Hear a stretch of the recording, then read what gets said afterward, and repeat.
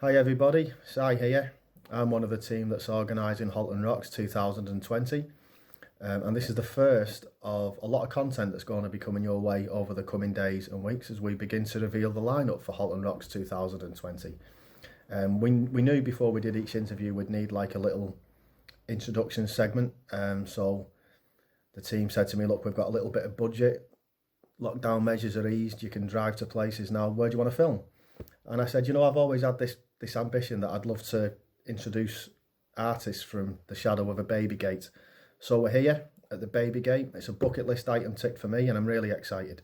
Halton Rocks takes place on the 10th of October 2020 at the studio on Lacey Street in Widnes.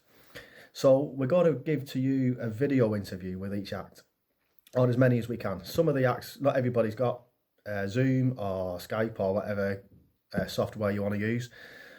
So in some cases we've done a voice interview, and that's the case with this one. Can't recommend this interview highly enough with this fella.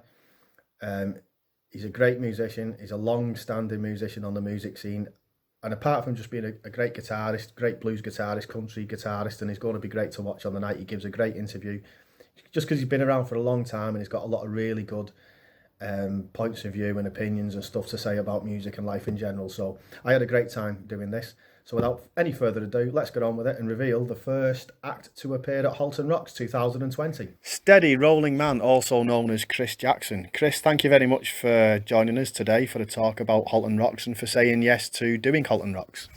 Oh, it's a pleasure, Simon. It's all in a good cause, and I look forward to playing and seeing the other acts as well. And let's bring it on and raise some money.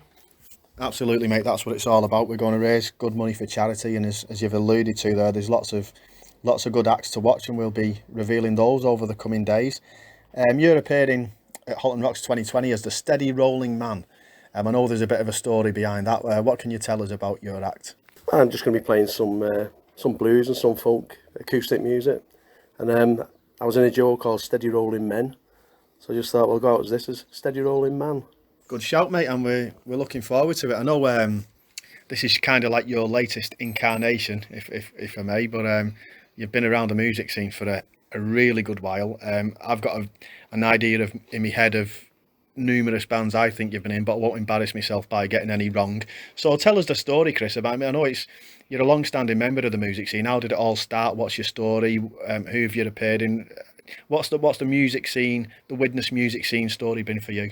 Well, when I started off, it was the punk rock era. Although I did play heavy rock, I was a vocalist in a heavy rock band, and then I also got into the punk scene, as a lot of other rockers did, because it was more of a fashion thing, I suppose. Although some of the music was brilliant, and then from there, I really got deeply into the blues and formed a band called The Crawl with Keith Lightfoot and a few other guys, and that lasted for quite some time. And then from there, started playing acoustic music and playing with different people and different bands and duos. And then I've known Clive Little since the 70s, and I've even played in a band with him as the guitarist in the Native Narcotics. And I play in a duo now and do a little bit of session work here and there and just keep myself busy doing that. And the music scene in Widnes has always been vibrant. There's plenty of great characters and great musicians. And sadly there's not many places to play now, but there's still plenty of great musicians out there. And let's hope we can get some more venues again now for people to start playing and hone their skills at playing live. Mate, I totally agree with you. This is something I've talked about quite a lot with various people about. The sympathy I have for young musicians now when I was scene is that we had it good in a way. Even when I was just starting in the 90s, there was always venues. You always had an outlet for what you wanted to do. And what I feel sorry for the young musicians now is, like you rightly say, there's no less talent than what there's ever been, but there's less outlets for them.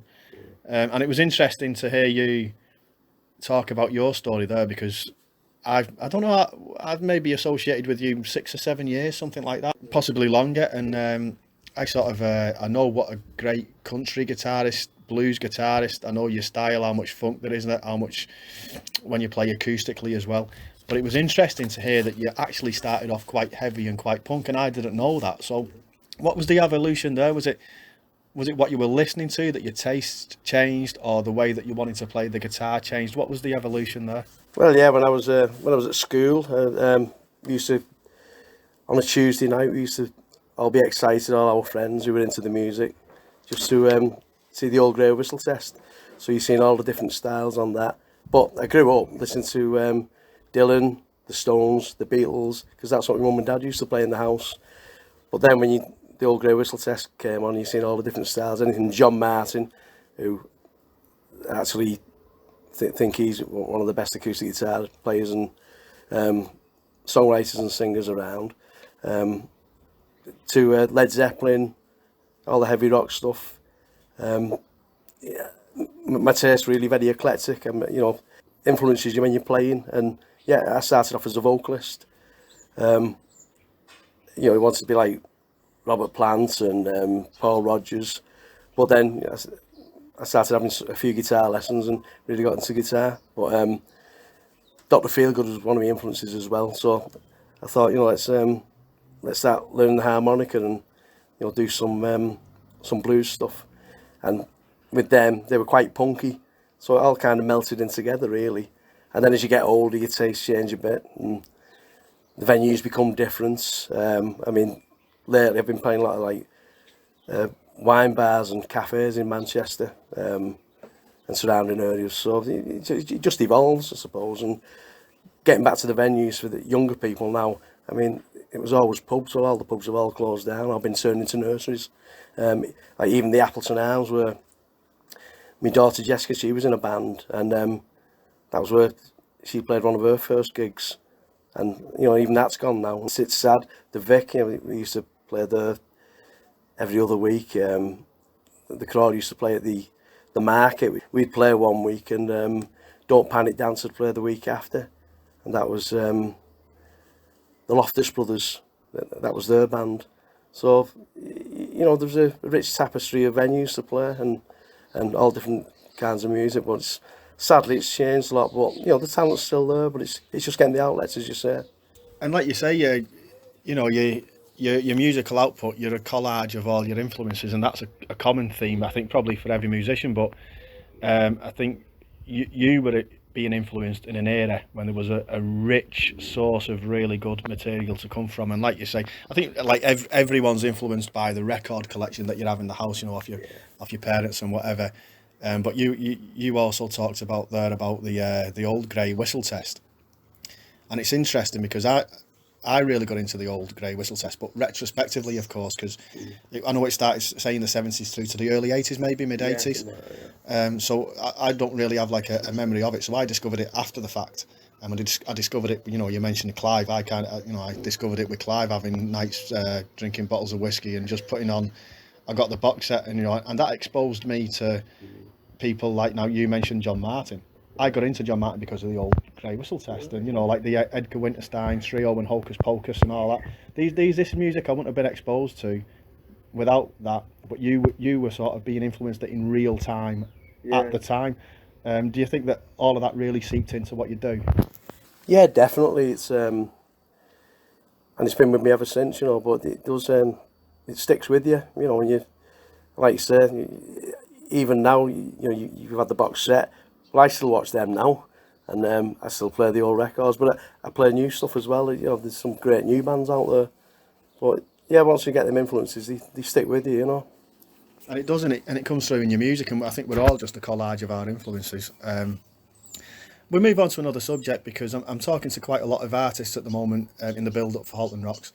And of course, we're in a strange time at the minute because we're in this lockdown. Now, I don't want to ask anybody. I want to ask people about the lockdown. I don't want to ask about how it's affecting anybody personal, because that's personal business. But I'm interested into how everybody's relating to it from an artistic point of view. You're an artist. You like playing, and the way you feel comes out in the way you play, like the rest of us. I think as an artist, as a musician, it's your natural state to observe life rather than to be observed. How are you finding lockdown as an artist? How do you relate to it? How have you felt about it? What have you observed?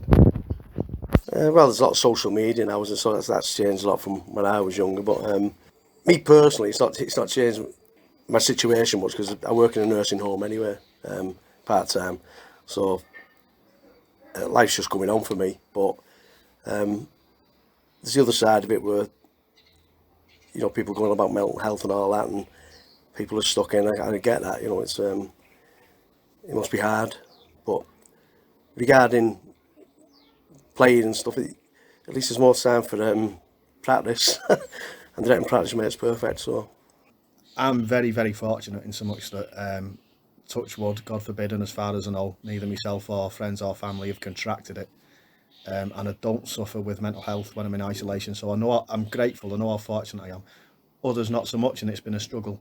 Is there anything you'd say to people who are finding this time hard? Is there a message you'd like to get out there to people? well, the first thing is it's going to get better, and things will get back to normal. And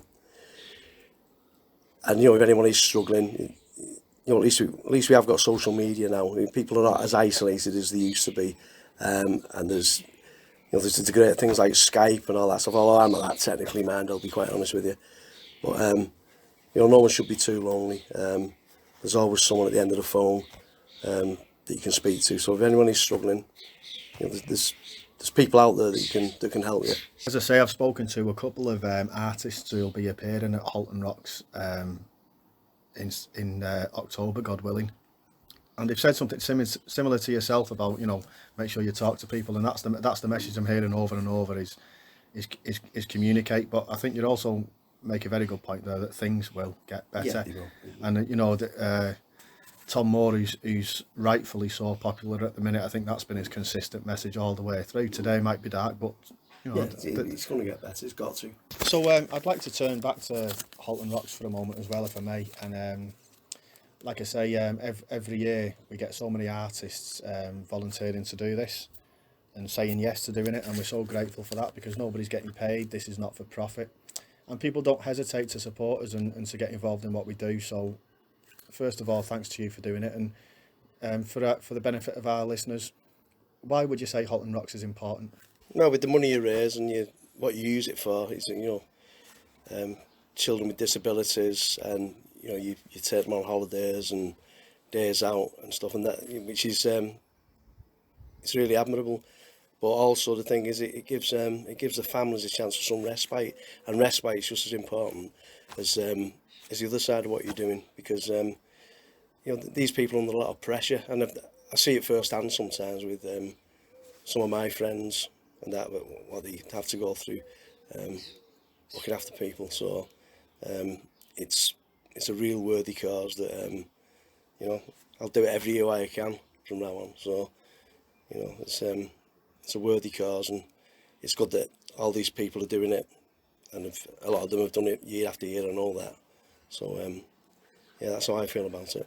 Thanks very much, Chris. Thanks for those words and supporting us by talking about it and by appearing at the gig. And we've sort of hit a broad range of subjects there, from the music scene to some serious stuff and some emotive stuff. So we'll have a bit of levity now, and this is a question I'm asking to all of the artists who are taking part. So we hope, God willing, we may be coming to the tail end of this lockdown, but let's say, God forbid, sometime in the future some event occurred and we have to do a lockdown all over again. If you had to lock down with one member of the local music scene, who would it be and why? Christ.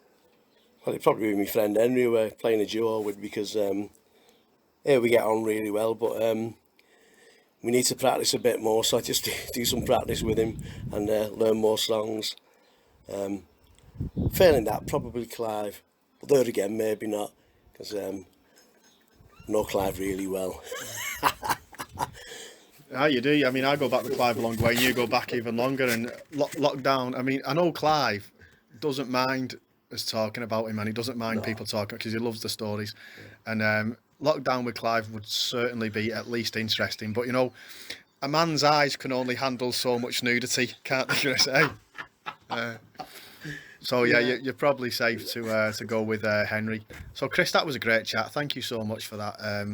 we're going to wrap it up now. But before we do, is there any last message or anything you'd like to say about yourself or your music or in the build up to Halton Rocks? Good luck to everyone else that's playing, and look forward to seeing you all, and all the audience as well. Yeah. Thanks, Simon. Good on you, Chris. Great words. Chris Jackson, the steady rolling man. See him at Halton Rocks. Thanks again, Chris.